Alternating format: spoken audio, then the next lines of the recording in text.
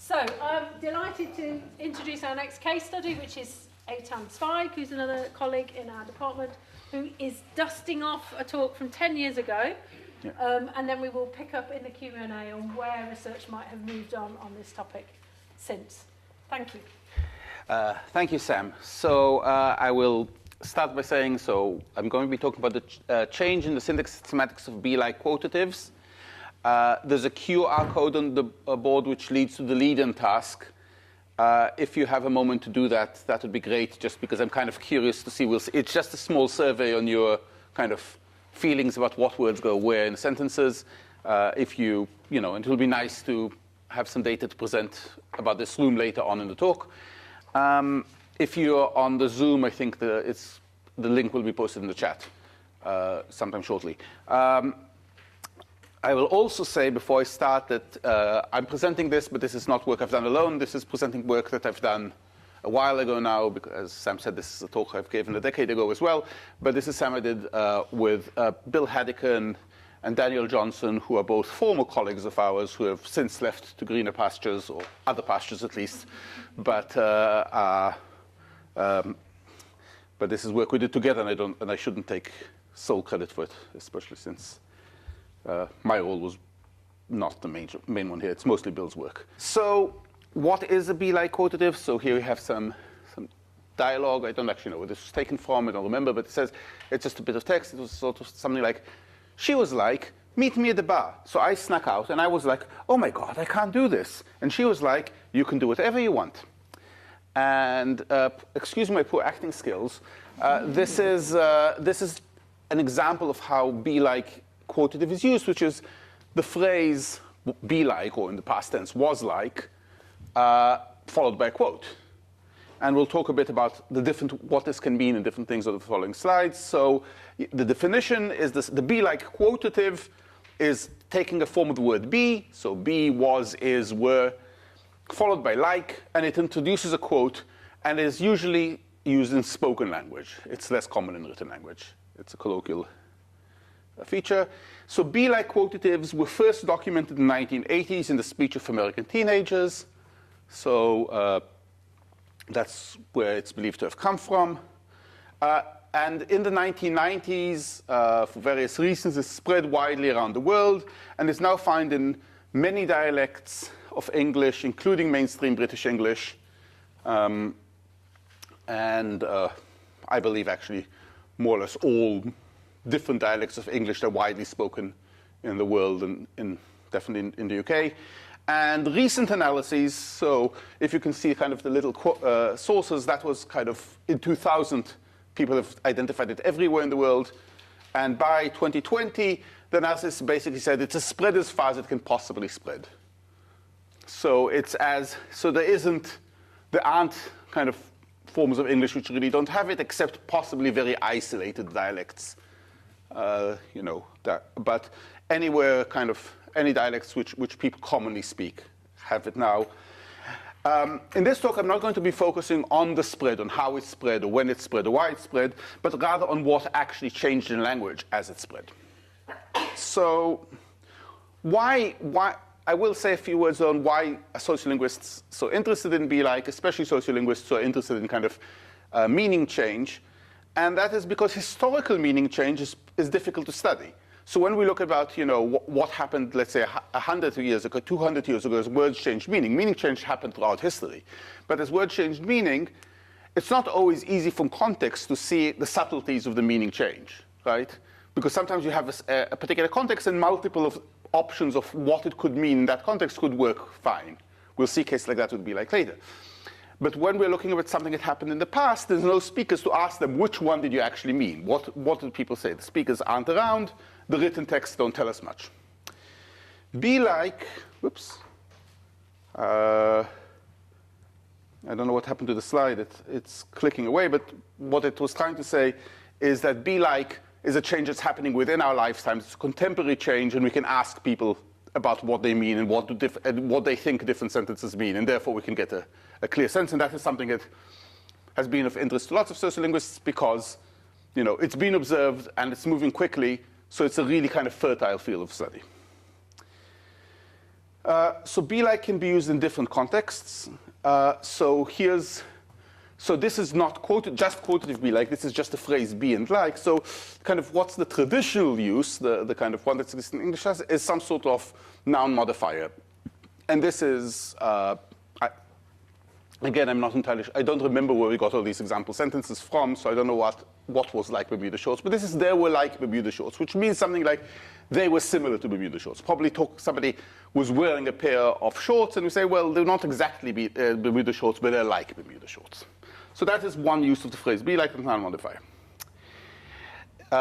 We can also use it as the quotative to introduce a non-speech sound. She was like, ouch, right? By mean, she made a sound that was like ouch. We then have what can be interpreted as internal speech. I'll talk about this further soon. But something like, I was like, no way, where the meaning is intended not mean that I actually said no way, but rather I reacted in a way that expressed this kind of surprise or astonishment.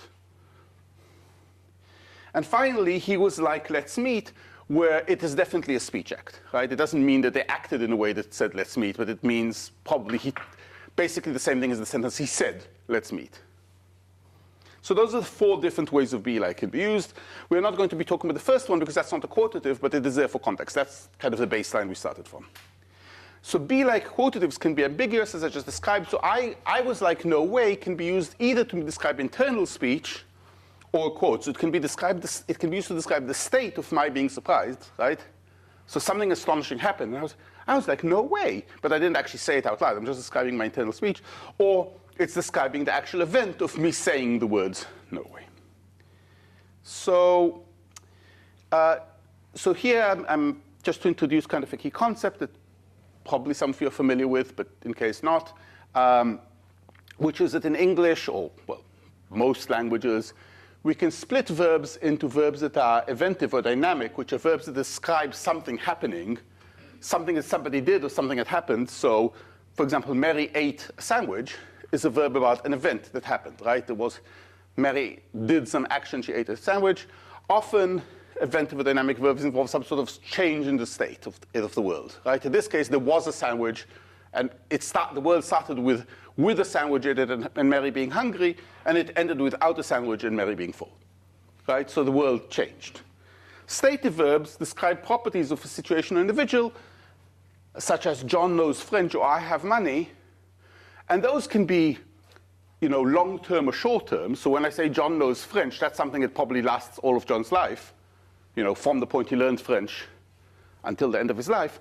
I have money might be true today but not true tomorrow. But regardless, at any point of time, it's just describing a state. It's not describing a change, right? The change would be described by an eventive verb. The state is just what's true at a particular point in time, maybe part of a longer period, maybe shorter. Now, the verb say describes events. She said, I'm so angry, describes, again, an event in the world, something, a speech act, right? We can, debate about the philosophy of whether a speech act changes the world or not. But in any case, it's something that happens at a point of time. And at least, when we're talking about kind of speech, probably means air molecules moved if nothing else happened in the world, right? Be like, as we saw in the last slide, can appear in both categories. She was like, I'm so angry, could involve a change of an event in the world, or it could involve just a state of mind of a person. So that is kind of the background we're looking at. So when we talk about the development of quotative be like, I already said, and there's, and I'm not going to go into this in any detail, but there's evidence that be like is increasingly used as an introductor of direct speech.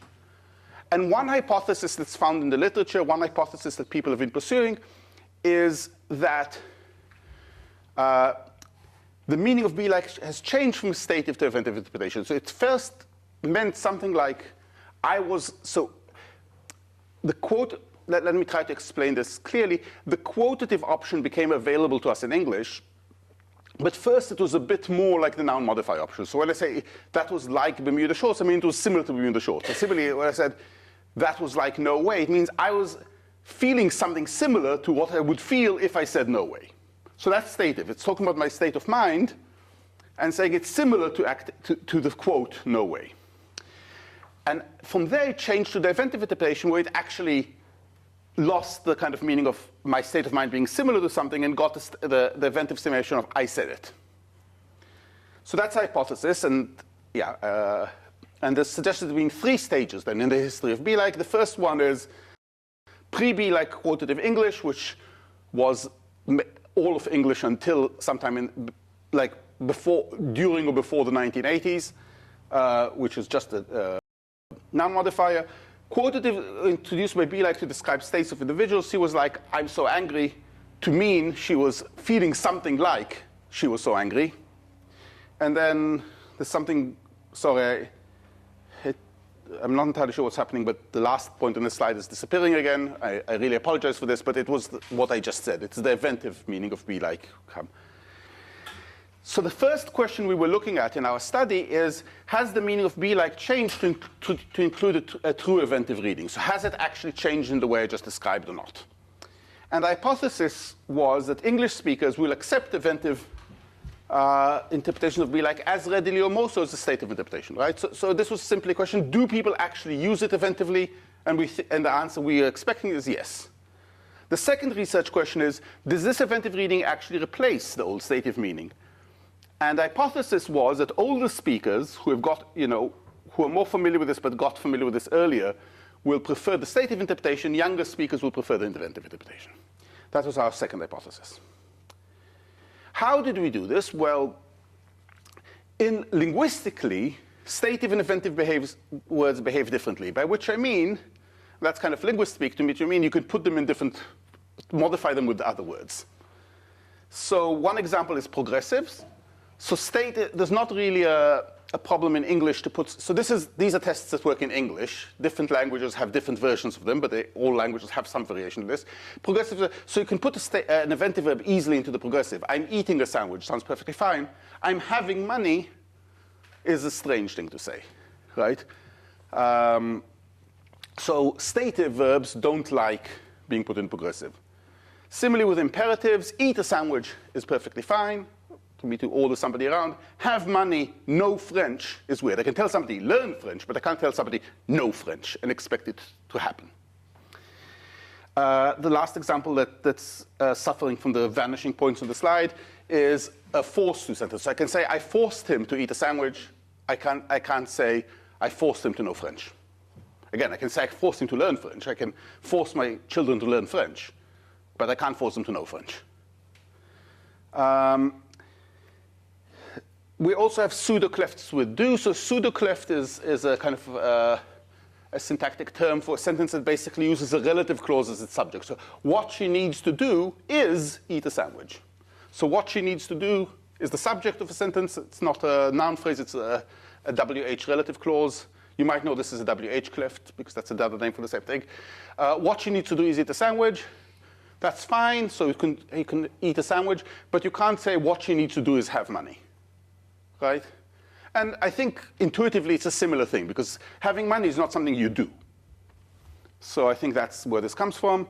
And finally, adverbs describing the length of time, they're possible with both sense and phrase, but they're different. So with an eventive verb, he reached the bank in an hour, we can use a phrase like in an hour to describe how long it took until that happened. So, right? So he reached the verb in an hour means he started at some point and it took him an hour until he reached it. He reached the bank for an hour. If it kind of is used, it means that they stayed in the bank for an hour after the event, right? So in an hour is before the event, for an hour is after the event. With stative verbs, yeah, he had money in an hour. That's not impossible, but that gives it that makes us interpret it eventively. It means that they got money within an hour, rather than he had an event. But he had money for an hour describes the length of time that state lasted, right? So it's not that there's difference in for, but not that they're impossible with the wrong type of verb, but rather they mean different things. And generally, people are happier accepting in an hour phrases with eventive verbs than for an hour phrases with stative verbs, especially when we're talking about the duration of how long something lasted. So the method of the experiment, so we ran an experiment. We asked people to judge availability of say and be like sentences in an open-ended numerical scale. So those of you who had a chance to look at the extension task, or those of you who will look at the extension task later, what we did is basically a somewhat more technologically sophisticated version of that. We had moving scales as opposed to a fixed scale, but that is kind of a detail. But it's basically the same thing, right? So the extension task is asking the same questions with a fixed scale, not an open-ended scale. But that was an open-ended scale. So people were asking things relative to the previous answers they gave. That, again, is not important. We asked this of 121 speakers of native speakers of American English, not Native American English, from different dialect areas. So we only were looking at Americans for consistency, and because this was, more widespread in America, at least in the beginning of the kind of be-like language change. But we weren't limited to one area of America. We had a wide age range because we wanted to see effects of age, so we didn't just look at students. We looked at participants aged 18 to 73. 71 women, 50 men, all of them university educated. Obviously, the 18-year-olds and the 19-year-olds were partially university educated, but all of them were at least attending university, if not graduated from university. And we basically had them judge 3 sentences. So these are just examples of the actual sentences we asked. So we had baseline sentences, which is just be like or say versus each other in a sentence with nothing else going on in it. We had state-biased sentences, which were sentences that start with for an hour. For an hour, Mark said, let's go to McDonald's. For an hour, Mark was like, let's go to McDonald's. I'll point out that one possible kind of question you can ask yourself is, does this really make a difference? Like for an hour, Mark said, let's go to McDonald's. Is that really impossible, or does it just mean something different? What it definitely doesn't mean, though, is that Mark said the phrase, let's go to McDonald's, and he was such a slow speaker, it took him an hour, right? It might mean that he repeated himself a lot for an hour, right? He was bugging us about going to McDonald's for an hour. And then we have a bunch of event-based sentences, which were the previous slides that the things I said can be done with events. So progressive, she was saying they're coming tomorrow at 11. Imperatives, just say they won't ever do it. Force sentences, Tim forced him to say fine, I'll do it next week. And the pseudo-clef sentence, what she needs to do is say, John already quit. And the same things with be like, replacing say. So those are the examples we've used. And these are cases where eventive meanings are preferred. We also had some controls, so sentences that don't involve either say or be like, in order to both kind of, whenever you do an experiment, you don't want to just have sentences of the ones you're interested in, partially so that people don't kind of anticipate what you're doing and start overthinking it, and partially just to get a baseline of whether they're actually doing the experiment properly. So we had just simple questions. Who did you see a picture of yesterday? We had ungrammatical questions. Who didn't Lisa say whether she really likes? And which is just not a question that we can ask in English. And we had sentences that had every and a not in them. Everyone didn't come to the party, which some dialects of English allow questions like this, but in the American dialects we looked at are not preferred. I'm just pointing that out because sometimes one of the things I do is presenting it in Britain is some people here are more tolerant on that than the Americans are. And these are just a reminder what the research questions are. I'm not going to go through this in detail, but has the meaning of be like changed? And we expected the answer is yes, it has changed. It does allow eventive questions. And when we look at the slides, this is the results we got. So, so first of all, I'll start from the right here. These are the controls, right? 0 is basically is the baseline of people being unsured. Negative numbers mean that they didn't like it. Positive numbers mean they don't like it. Ignore the scale, because the scale is, it's kind of, I'm not a statistician, so I'm just going to say that the scale is some sort of complex statistics, and you can't, 0.1 is a significant amount. It's not a small amount, even though it looks like a small number. But the controls, the ungrammatical questions and every not questions were indeed disliked. The grammatical questions were perfectly fine, quite high up here. And the first thing we can see is both say and be like are on the positive side of things. Nobody had any actual problem accepting them. The second thing we can say is the event-biased sentences are good for both say and be like, but the state biased, this is the baseline. The event biased ones are somewhat resemble the baseline. The state biased ones are a bit lower for say than the baseline for say, but for be like, they're around the same. So that's the picture. But overall, you see people like say the best. They like be like less, but in say there's a difference between state biased and other beatings, while in be like there isn't. Okay? So what does all that mean?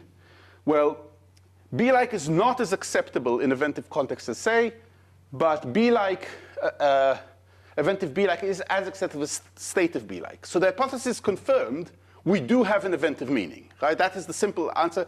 It is accepted, and it's not less accepted than stative be like, even though, it's not as accepted as say overall, right? So there's now in this slide, that was across all the ages. And one of the reasons be like is less is because some of these speakers are older speakers who do not like using be like very much.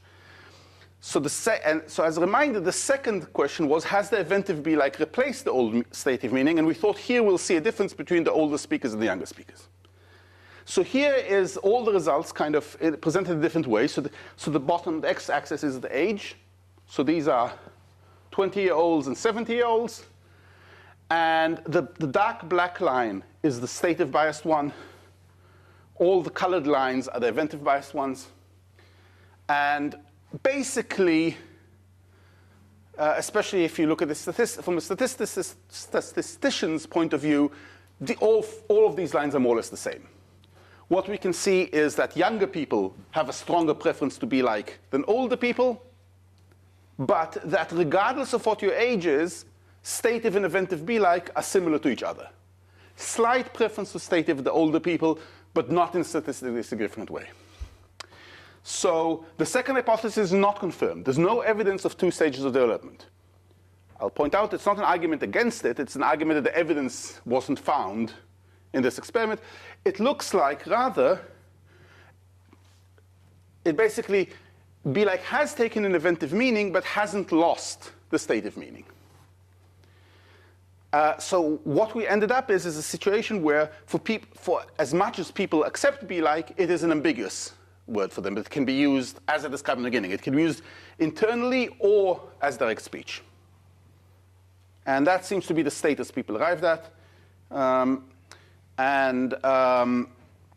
So that was the first part of our kind of study, which we wanted to see if there's a difference between ages and want to see whether be like is actually a change of meaning. And we have confirmed it was, though it's not as simple as one meaning replacing the other.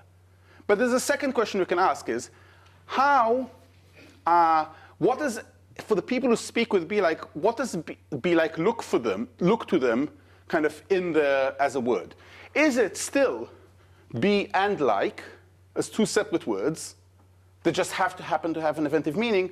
Or is there an eventive compound verb, which is something like was like, as two words, but it's really interpreted as a single word, which is much like say, right? So is it that we now have a single kind of, do we interpret it as still two totally separate words with a new meaning, or has it started changing kind of into a single word for people?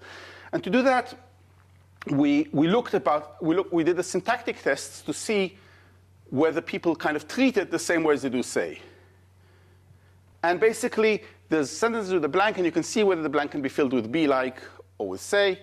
And here's some examples. And this is an example. This is the baseline sentences, and in both cases, you could fill it with say and be like, right? So we did the same kind of research. We didn't do it we don't have statistical data for this because we did it more informally than with the other study, like we did here. And these are the kind of four contexts we did. So it should be familiar to you because you did the thing. John blank that he was engaged. So this is indirect speech, right? Not a quotative, but a that speech sentence. What did John blank? So in a question, and shut up blank John, shut up Aaron. So shut up blank Aaron, shut up Aaron blank. So making a question, sorry, not a question, but kind of fronting the quote. If anybody hasn't filled it in yet, if you just take a moment or two, and then I will.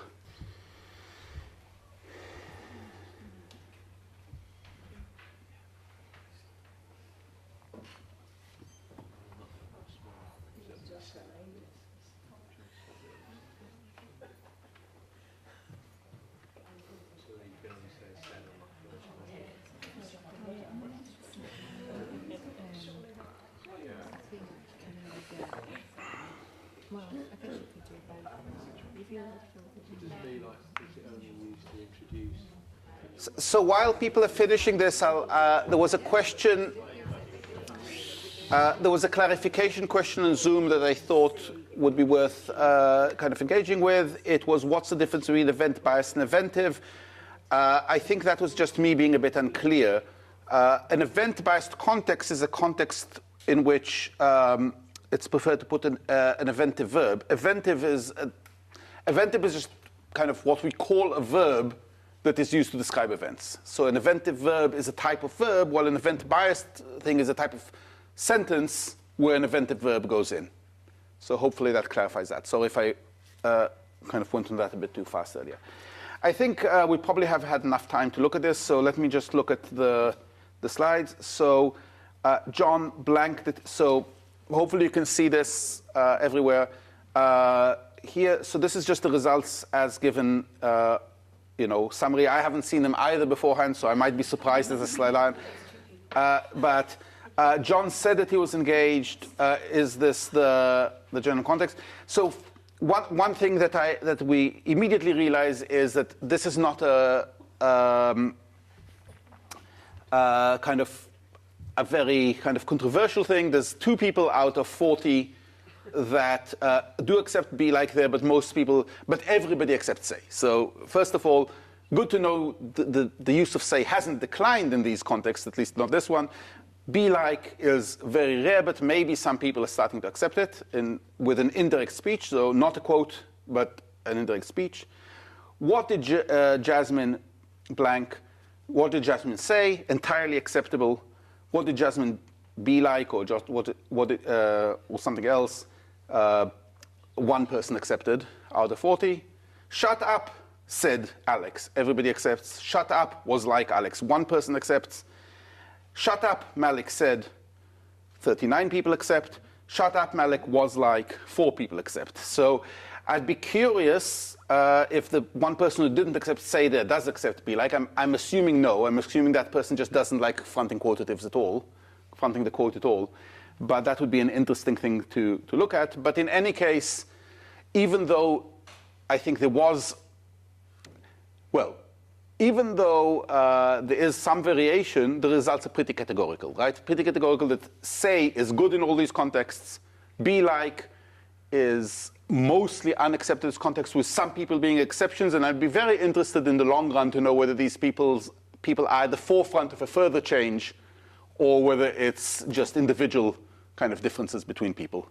I will leave that to the kind of sociolinguists among us to study further. But what we found in our investigation is basically the same thing we found in this room right now.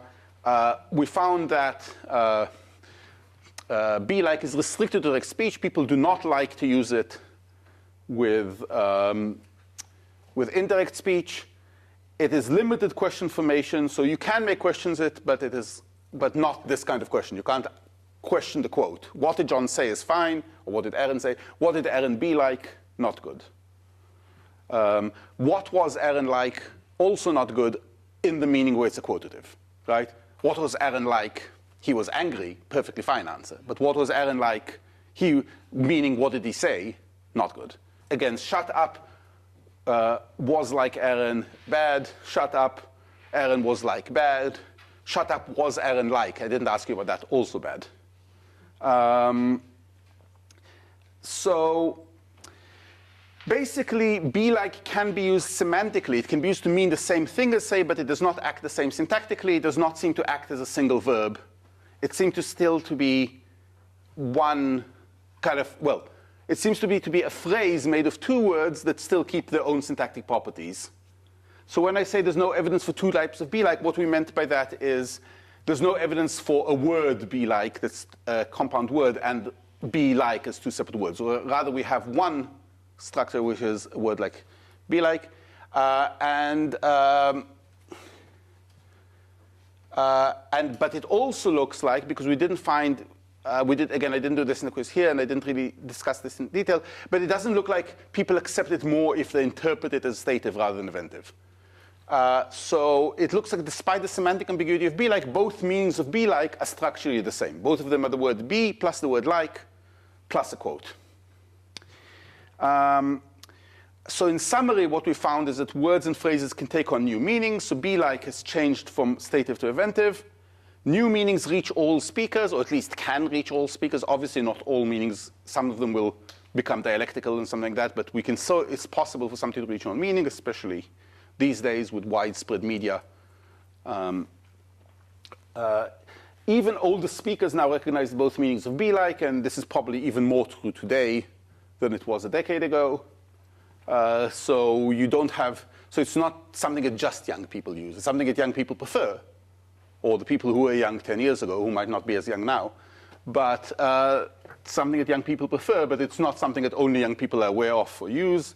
And the last thing that, again, has disappeared from the slide is that different meanings don't necessarily require different change in structure. So the meaning could change without the structure changing with it, which is an interesting kind of fact about how language change works, because it doesn't always go together. So thank you very much. I hope you enjoyed this. Here's just 2 of the several papers we published about it, so if you want to read more, this is in the slides. I apologize again for whatever went wrong. I think this is about the 10th time I've said this, but I apologize for whatever went wrong with the slides. I will make sure that the version that's uploaded on the case study later will be correct, so you can have a look at it later if you want to do thing. We have multiple other versions of this paper, but these are the 2 least like jargony as far as like syntactic jargon goes. So I would recommend one of these 2 papers. The first one, by the way, is not just our group. This is several different groups who are working at Be Like in the UK at the same time, coming together to kind of combine our results to a bigger paper. So if this is something you're really interested in, this might be a good paper to look at beyond what we just said. Yeah, that's it. Thank you very much.